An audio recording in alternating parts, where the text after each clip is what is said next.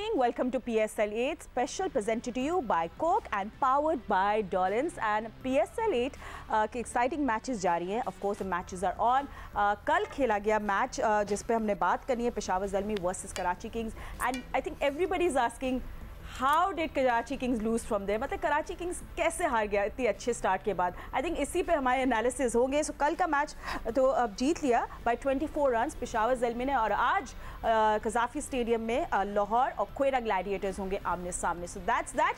ये आज का मैच है.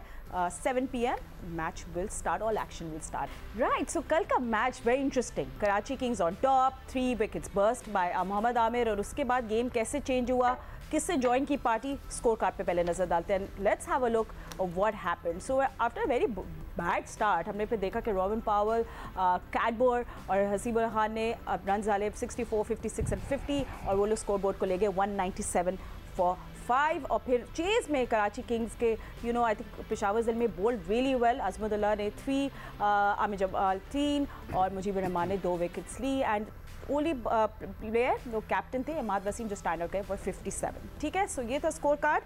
एंड इसी भी हम एनालिसिस करेंगे. मेरे गेस्ट मेरे साथ मौजूद है former test cricketer Sikandar Bakht ने मुझे ज्वाइन किया. Hello Sikandar, how you doing?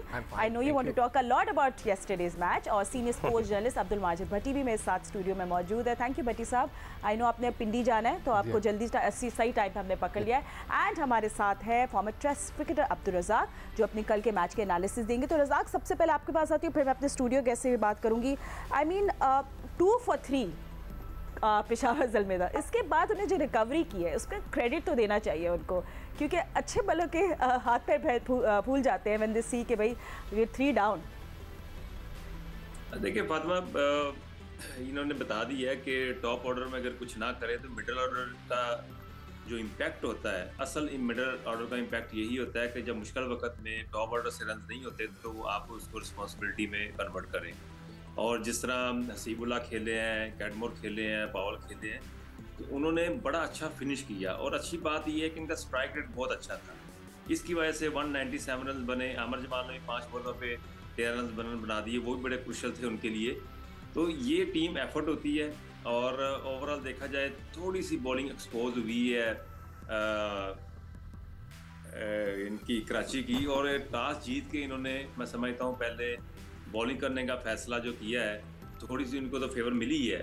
Wicket उनको मिल गई जो चाह रहे थे, पर फिनिश अच्छा नहीं कर सके. और 160, 170 स्कोर होता तो मैं समझता कराची के लिए बड़ा अच्छा होता.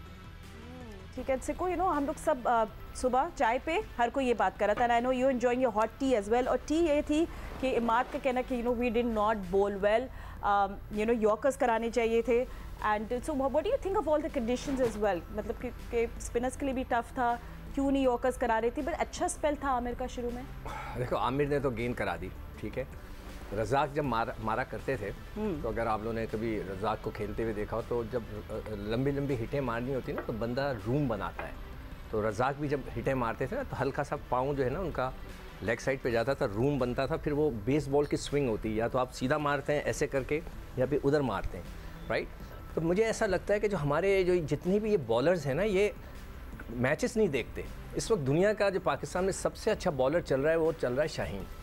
आप उसकी लेंथ तो देखें वो कहाँ कराते हैं. हम कल क्या जिक्र कर रहे थे कि वो यॉर्कर लेंथ के ऊपर बिल्कुल जड़ों के अंदर गेंद करते हैं ताकि प्लेयर को रूम ही ना मिले. कल उन लड़कों ने ये जो 2-3 लड़कों के मैंने लिख कर लाया था, एक तो आमिर यामीन, फिर एक ये आकिब जावेद. यार इन लोगों ने ऐसी गेंदें की है कि आ बैल मुझे मार, आ बैल मुझे मार. वो पावल मारा था, ठीक है, 10 ओवर के अंदर जो है वो स्कोर बराबर ही था, इतना कोई ख़ास नहीं था. वो उसको of side, off stump, short of length गेंद करे तो उसने भी खूब तुम गेंद को मारा है. मुझे एक बात समझ में नहीं आती, वसीम अकरम वहाँ पे दुनिया का सबसे बड़ा बॉलर हम उसको कंसिडर करते हैं, ऑल टाइम ग्रेट. वो वहाँ पे कोचिंग पे बैठे हैं, या तो उनकी कोचिंग का असर नहीं होता या वो बता नहीं पाते कि भाई यॉर्करें करो, जड़ में मारो, उसको रूम तो मत दो. मगर मुझे लगता है कि कल कराची के उन बॉलर्स का, अगर मैं कोच हूँ ना वसीम अकरम की जगह, तो इन कुछ बॉलर्स को तो मैं ड्रेसिंग रूम के पास ही ना आने दूँ कि भाई जाओ घर में बैठो, जाके सीखो. इसलिए मुझे हैरान हूँ कि किस तरह की उन्होंने कल गेंदें किए. उससे पहले मैंने हसनैन का जिक्र किया था कि जो शॉर्ट ऑफ लेंथ गेंद करके उन्होंने छक्के खाए.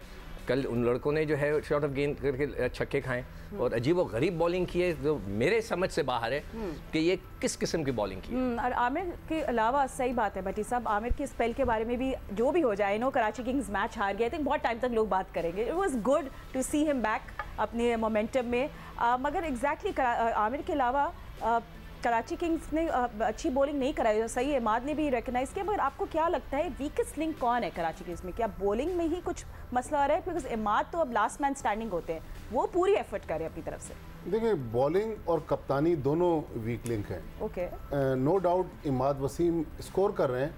ये देखें 2 टेस्ट क्रिकेटर अब्दुल रज़ाक और सिकंदर बख्श बैठे हुए हैं। मेरा इनसे सवाल है कि जब पावल और हसीबुल्ला की पार्टनरशिप लगी, लेफ्ट हैंडर हसीबुल्ला खेल रहे हैं, तो आमिर के जो 2 ओवर आपने आखिर के लिए रखे हुए थे, वहाँ आप आमिर को क्यों नहीं लेकर आए?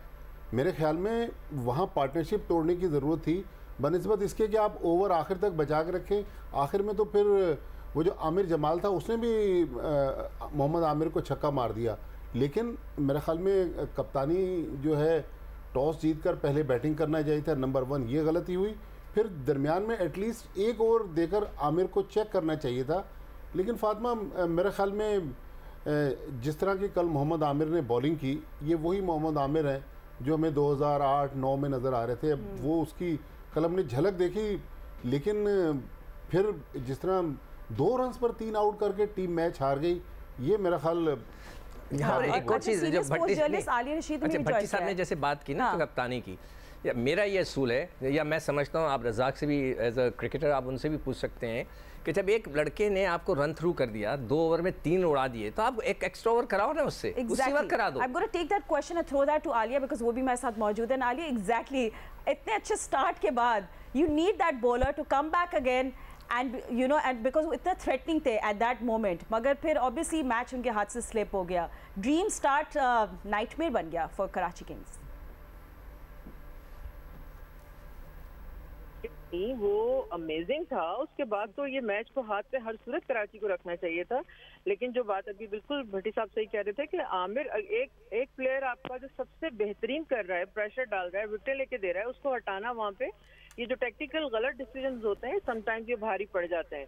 लेकिन आप दाद दीजिए हसीबुल्ला को और कैटमोर को, जिन्होंने वहां पे इनिंग्स ऐसे खेली, विकेटें गिरने के बावजूद उन्होंने वो डिफेंसिव मोड में नहीं गए, बिल्कुल अटैकिंग अप्रोच उन्होंने रखी और काउंटर अटैक किया कराची को, जिसकी वजह से बल्कि खास तौर पर जिस तरह उन्होंने छक्के मारे इमाद को, तो एक तो हसीबुल्ला बड़े इंप्रेसिव लगे। बाबर आजम ने इनका जो फेवर किया था पिक के दौरान, वहाँ उनसे पूछा गया था कि आप क्यों इनको पिक कर रहे हैं, तो उन्होंने बताया अंडर 19 में खेलते देखा है, डोमेस्टिक में देखा है, बड़ा दिलेर लड़का है। तो वाकई वो दिलेरी उन्होंने दिखाई, हत्ता कि वो अपनी 50 भी जो है वो छक्का मार के करने के चक्कर में थे। तो ये क्रेडिट आपको पेशावर को भी देना पड़ेगा कि उन्होंने जिस तरह से ग्रेट कमबैक किया है, वरना ये बड़ा मुश्किल होता है एक इतने डिजास्टर के बाद वापस आना। तो इस लिहाज से T20 पिंग पोंग टाइप का गेम है फातिमा, जहाँ पे आप कहीं आप ऊपर जा रहे हैं, कहीं नीचे जा रहे हैं, जहाँ पे आप अपने की मोमेंट्स को अगर आप एक्सप्लॉइट ना कर सकें, वहाँ पे फिर आप डेफिनेटली गलती करते हैं और बैकफुट पे दोबारा चले जाते हैं, जो कि कल कराची ने किया। अफसोस हुआ क्योंकि कराची इतनी बड़ी टीम है, इतने मजे के प्लेयर्स उनके पास हैं, लेकिन हमें जो गौर तलब बात है वो ये कि जब पिक होती है तो वहाँ पे जो लोग कॉम्बिनेशन बनाते हैं, हारना जीतना तो होता है, लेकिन ये बहुत मैटर करता है कि आप किस प्लेयर को पिक कर रहे हैं। जिस तरह आप सिक्कू भी कह रहे थे कि बास प्लेयर्स ऐसे हैं, बाय द वे आपने अगर टेलीविजन पे देखा हो, वसीम अकरम उठे थे और जाके उन्होंने बात की आकिफ से, और उसके बाद वो बड़े गुस्से में थे और बहुत थ्रू आउट उनका मूड जो था वो बहुत एग्रेसिव नजर आ रहा था। वो बार बार प्लेयर्स को और इमाद से भी बात कर रहे थे, समझाने की कोशिश कर रहे थे, लेकिन समहाउ ऐसा होता है और पेशावर जो है वो मोमेंटम अपने साथ ले गया। तो आज देखें कि thing is that I don't know, some hope for Karachi कि they still in the tournament, तो कुछ भी हो सकता है। I mean never say never. Stay with us. Razzaq आपके पास दोबारा आएंगे, यू नो, जिससे पहले हम कराची किंग्स वाले मैच को रैप अप करें, थोड़ा सा और आप एनालिसिस ज़रूर करें। I really want to hear from you Karachi Kings के बॉलर्स के, जिस तरह आपने कल देखा एंड जिससे सिक्कू भी बता रहे थे। देखिए ओवरऑल हम जो चाह रहे हैं, यहाँ PSL हो रही है कि यहाँ जो पाकिस्तानी प्लेयर है वो परफॉर्म करें, और मोहम्मद आमिर ने बड़ी अच्छी बॉलिंग की, और बिल्कुल सही है कि सम टाइम कैप्टन के जेन में नहीं होता बॉलर को सही तरह यूटिलाइज कर सकते। ये चीज़ें चलती रहती हैं, गलतियाँ तो बंदा करता ही करता है, तो ये भी पार्ट ऑफ एक गेम है। पर हम चाह रहे हैं कि PSL में जितने भी मैचेस हो रहे हैं पाकिस्तानी प्लेयर परफॉर्म करें, बैटिंग में और बॉलिंग में भी पाकिस्तानी प्लेयर परफॉर्म करें, तो फिर जाके हमें ज़्यादा अच्छा लगेगा, क्योंकि हम डेवलपमेंट की तरफ जा रहे हैं। हमें वो प्लेयर चाहिए जो पाकिस्तान को रिप्रेजेंट करें और ICC के जो T20 वर्ल्ड कप होते हैं टूर्नामेंट, उसमें जाकर अच्छा परफॉर्म करें। और अगर देखा जाए पेशावर की तरफ से हमारे जो बॉलर थे उन्होंने इतनी अच्छी बॉलिंग नहीं की जितना कि मुजीबुर रहमान ने और अजमतुल्ला उमर ज़ई ने बॉलिंग की है, तो इसकी वजह से मैच थोड़ा सा वापस आया है पेशावर की तरफ। मैं चाह रहा था कि अरशद इकबाल, वहाब रियाज और आमिर जमाल थोड़े से एक्सपेंसिव रह गए आखिर में, तो उनको भी और ज़्यादा पार्टिसिपेट करना चाहिए। ठीक है, सो यू नो PSL 8 का हमारी स्पेशल शो जारी है, but just stay with us because after this we will talk about points table, top 5 batsman, top 5 bowlers. PSL 8 special show है presented to you by Coke and powered by dollars. Just don't go anywhere, stay with us.